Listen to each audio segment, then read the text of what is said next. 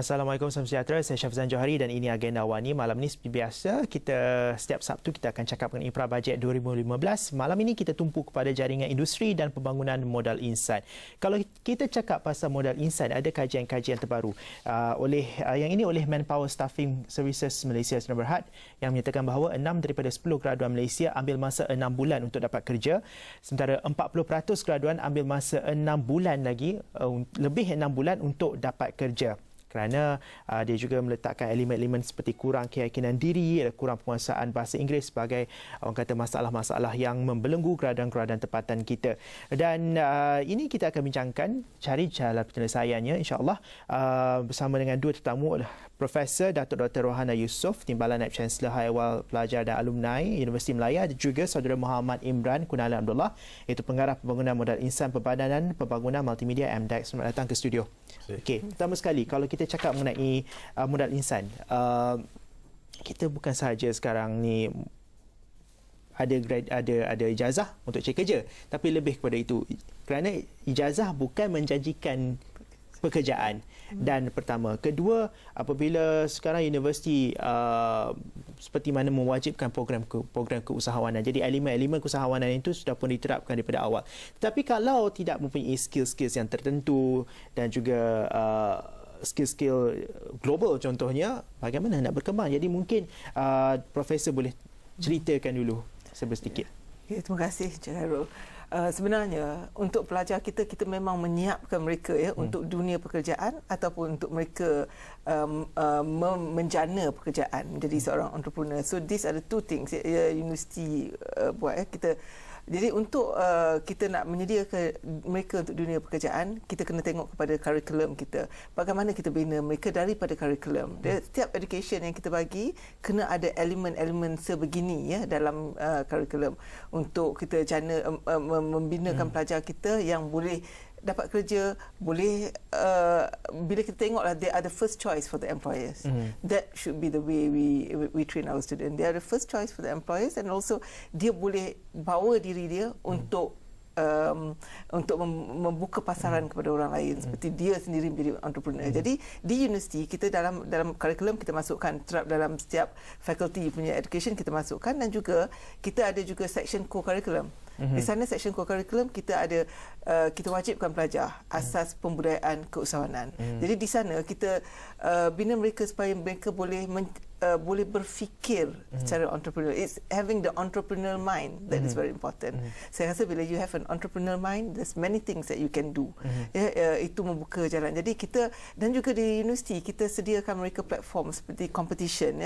Bila ada saja competition, kita actually facilitate the students to make sure that the students are ready for competition, di mana itu lagi akan membukakan minda mereka. Jadi dengan semua aktiviti yang ada di dalam kampus, saya rasa universiti memang menyediakan pelajar lah. Okay. Universiti dah buat yang terbaik. Saya harus akui, kerana saya pun produk universiti tempatan. Tapi pada masa sama, pelajar-pelajar, mahasiswa yang masuk ke universiti itu mereka hanya ada 3 tahun atau 4 tahun undergraduate. Memang kalau ikut kepada logik akal saya, memang kita tak boleh nak mengubah seorang insan itu dalam masa 4 tahun, kerana ya bila dia masuk dah pun memang sudah orang kata umur 21 tahun, 19 tahun. Jadi apa cabaran pengalaman Universiti Melaya sendiri? Sebenarnya kan kita ni bila kita cakap begitu, kita kena tengok the entire schooling life seorang pelajar. Kita tak boleh ambil dalam masa 3 tahun and polish dia jadi jam.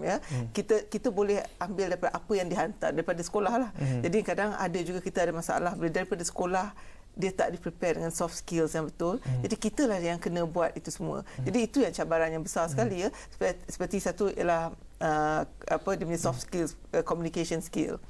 Mungkin dekat sekolah dia tak pernah langsung bercakap, tapi dia boleh periksa dapat A, banyak A. Jadi dia dapat masuk universiti kan. Jadi di sinilah yang kita kena polish dia dalam communication skill. Itu dibuat di fakulti dan juga di halawal pelajar sebenarnya. Banyak aktiviti untuk kita binakan mereka. Tapi pelajar ni dia kena tahu apa kelemahan dia sebelum dia ni dia kadang-kadang kita open up so many courses, tapi dia sendiri tak sedar yang dia tak ada that capability. Dia macam kata kalau communication skill dia tak bagus pun dia tak tahu pun, unless you tell them. So jadi itu yang kita kena make sure that they are aware of all these things. Jadi they are aware of the soft skill, what is the job market outside, apa yang orang nak sekarang dalam dunia. Kalau you minta kerja, apa yang orang nak tengok. Dan kalau kita cakap mengenai apa yang orang nak oleh industri, apa yang industri nak. Yes. Okey, pertama soft skills. Selain daripada degree yang dia dapat tu, itu ibaratnya sebagai hanya pembuka pintu. Kemudian kita tengok cara dia bercakap, communication skills, all those soft skills. Kemudiannya global operating skills, sama ada saya hire awak, mampukah saya hantar awak ke contohnya Dubai kalau ada projek kat sana, ataupun mampukah awak untuk bekerjasama dengan partner saya di Jepun. Ini merupakan suatu yang elemen-elemen kriteria-kriteria yang diperlukan oleh graduat-graduat oleh tenaga kerja kita. Dan kalau dia jadi usahawan pula, kalau saya ini seorang investor, saya nak invest kat awak ni, boleh berkembang ke bisnes awak ni. Jadi Saudara Muhammad Imran macam mana melihat kepada dilema yang itu? Okay. Dari terlebih dahulu terima kasih kepada Astro kerana menjemput saya. So dari segi graduate employability ini, bagi MDEC sendiri, di mana kita sebagai organisasi ataupun agensi yang mempelopori inisiatif ICT dan juga Digital Malaysia, kita melihat perspektif graduate employability dari segi makro dan juga mikro, dari keperluan industri. So kita sebenarnya harus tahu apa sebenarnya keperluan industri, bukan hanya dari segi kuantiti, tapi apakah attributes ataupun skill set yang diperlukan. Dan seterusnya daripada keperluan-keperluan yang telah kita analisa, dan seterusnya kita beralih pula kepada supply. This is where universities comes in. Okay. So dari perspektif kita, kalau dari segi makro kita dah dapat maklumat yang terperinci tentang keperluan guna tenaga pada masa yang akan datang. Seperti yang kita sedia maklum, negara kita sedang rancak dalam program transformasi ekonomi, di mana disasarkan sehingga tahun 2020 kita bencana lebih kurang 3.2 juta peluang pekerjaan. Dan di samping itu, kita harus juga lihat ia terlibat dalam pelbagai industri. Dari NKEA dan sebagainya. So apa yang kita telah lihat dari MDEC sendiri, di mana dalam kita menjana 3.2 million jobs, about 60 to 70% of these jobs are related to IT, ICT. Memerlukan seseorang itu mempunyai kelayakan dari segi kemahiran IT. Okay, this is dari segi demand. So kita beralih pula dari segi supply. So kita sering dengar tentang graduan kita kurang kemahiran dan sebagainya. So kita mempunyai masalah ataupun challenges, di mana masalah yang pertama bukan hanya dari segi kualiti, tapi juga dari segi kuantiti graduan yang kita keluarkan. Okay, untuk makluman semua, dalam setiap tahun kita mengeluarkan lebih kurang 150,000 graduan dalam IPTA. Tahun. Itu IPTA sahaja. IPTA sahaja. Okay. Kalau kita cantum dengan IPTS, yang angka tu mungkin sekitar dalam 250,000.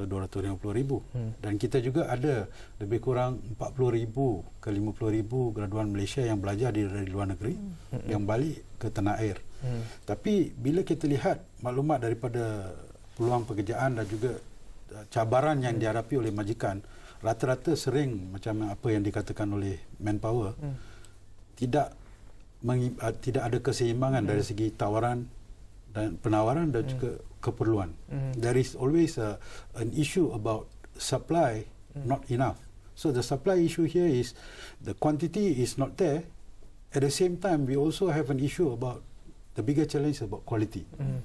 Sama ada graduan kita mempunyai bukan hanya kemahiran teknikal, tapi kemahiran-kemahiran lain yang diperlukan oleh industri. So kalau the quality part, bahagian quality itu, pendapat seorang daripada industri ini, adakah sudah pun apa lagi yang perlu kita ada, apa kriteria yang belum cukup, apa cabaran-cabarannya. Kita simpan dulu jawapan dulu, jumpa lagi selepas ni.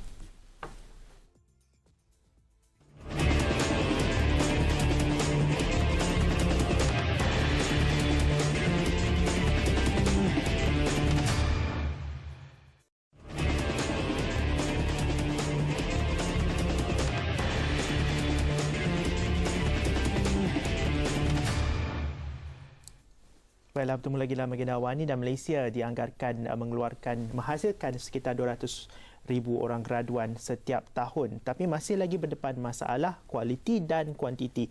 Kita masih lagi bersama dengan Profesor Datuk Dr. Rohana Yusof, Timbalan Naib Chancellor Haiwan Pelajar dan Alumni Universiti Melayu, dan juga Saudara Muhammad Imran Kunala Abdullah, itu pengarah pembangunan modal insan Perbadanan Pembangunan Multimedia MDEC. Okey, berbalik pada soalan tadi, kalau kita cakap pasal kualiti, apa yang tak kena? Okay. Dari segi perspektif industri, kita boleh we can cluster these gaps or skills required by the industry into 4 different buckets. First is what we call as a digital business skills, because the economy is moving on digital. Yes. Every jobs require people with some basic IT skills.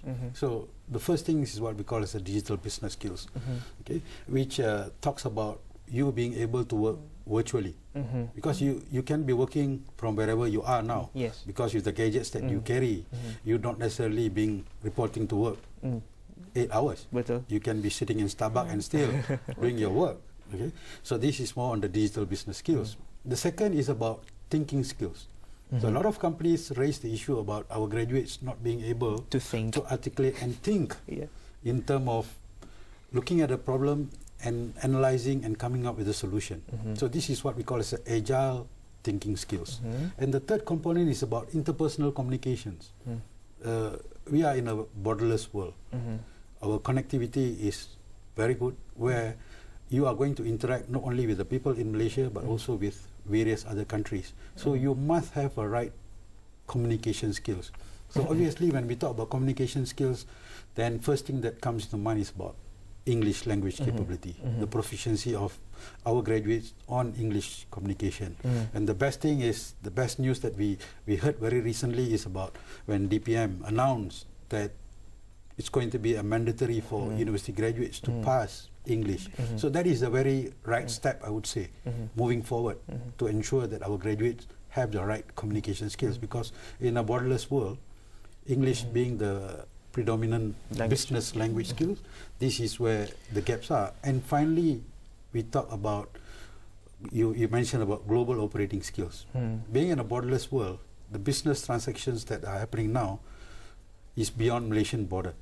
So you need to not only need to communicate in English, but you also need to know about the cultural sensitivity of the countries that you are going to deal with. What are the unique requirements or the specifications of that particular population or country that you're going to interact with. So this is what we call as global operating skills, where you must be able to articulate not about talking to a Malaysian, but also talking to or interacting to a foreign business counterpart. Jadi bagi memenuhi kriteria-kriteria ini, 4 kriteria utama yang baru yang diperlukan oleh industri, apa ekosistem yang perlu ada di universiti-universiti ketika ini, dan juga bukan sahaja universiti tapi sistem pendidikan secara keseluruhan. Dapat Doktor?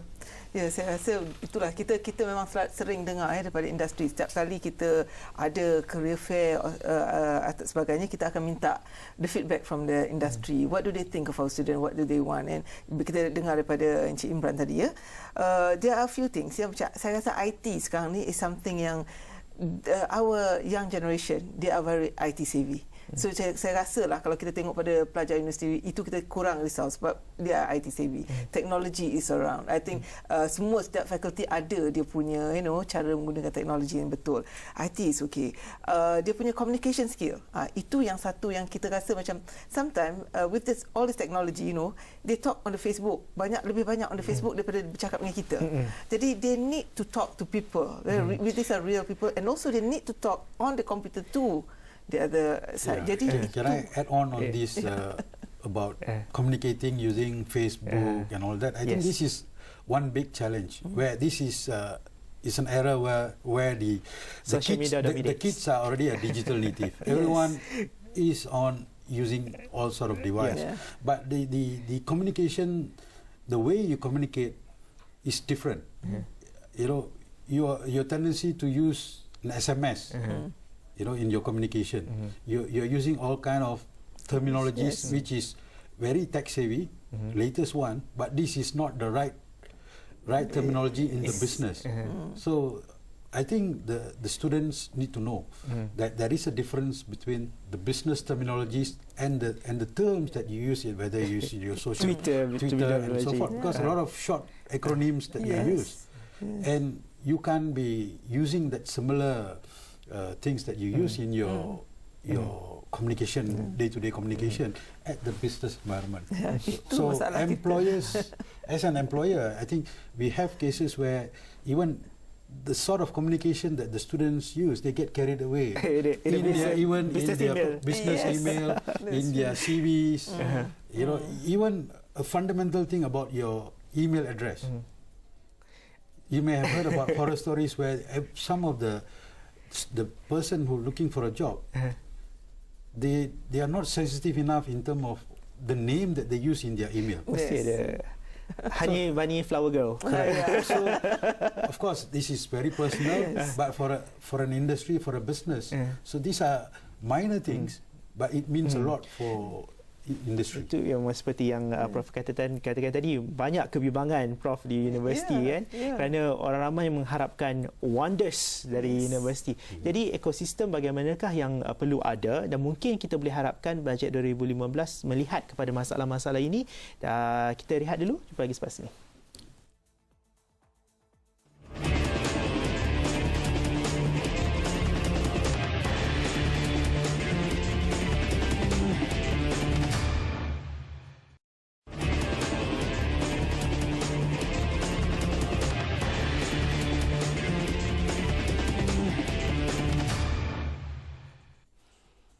Lagi dalam agenda awal ini, masih bersama dengan Profesor Dato' Dr. Rohana Yusof, Timbalan Naib Chancellor Haiwan Pelajar dan Alumni Universiti Melaya, dan Pengarah Pembangunan Modal Insan Perbadanan Pembangunan Multimedia MDEC, Saudara Muhammad Imran Kunada Abdullah.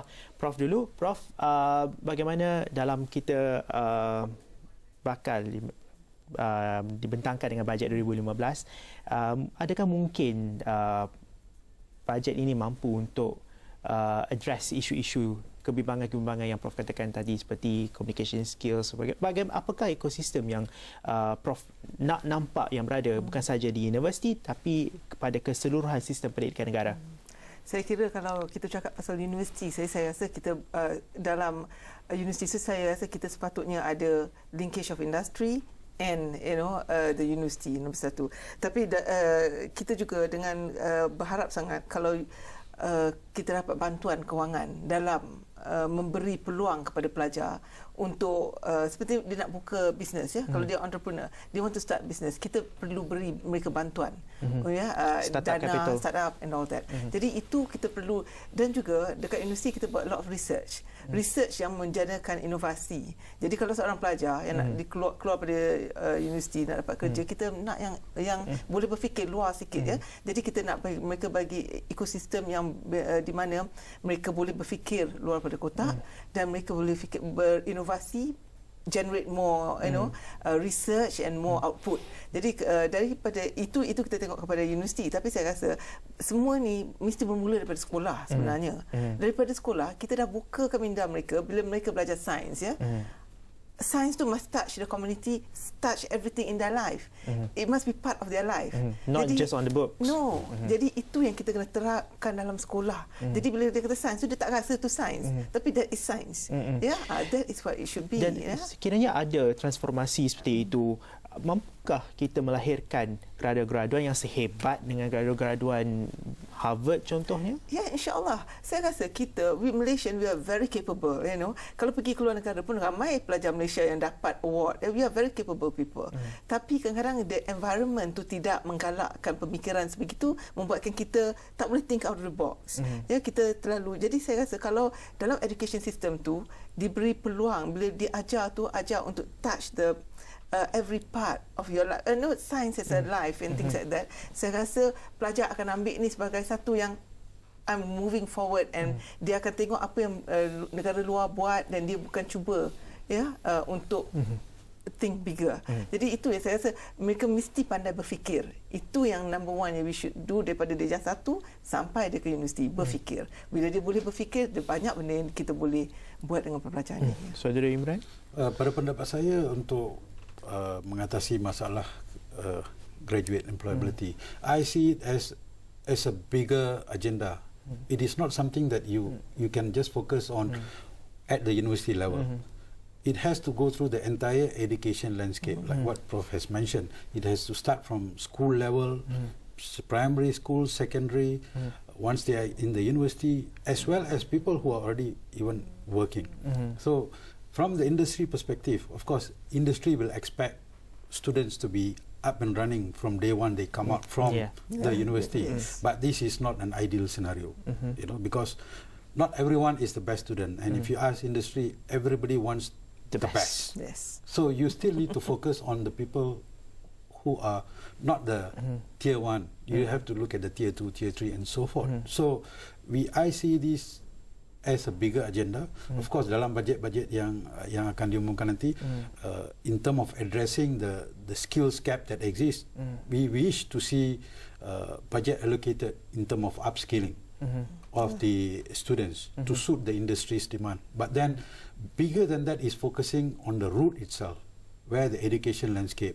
So I was quite attracted when recently our Prime Minister's wife, she won this, she was accorded this STEM hero for science, technology, engineering, maths, because this is a very important thing for the Malaysian human capital building.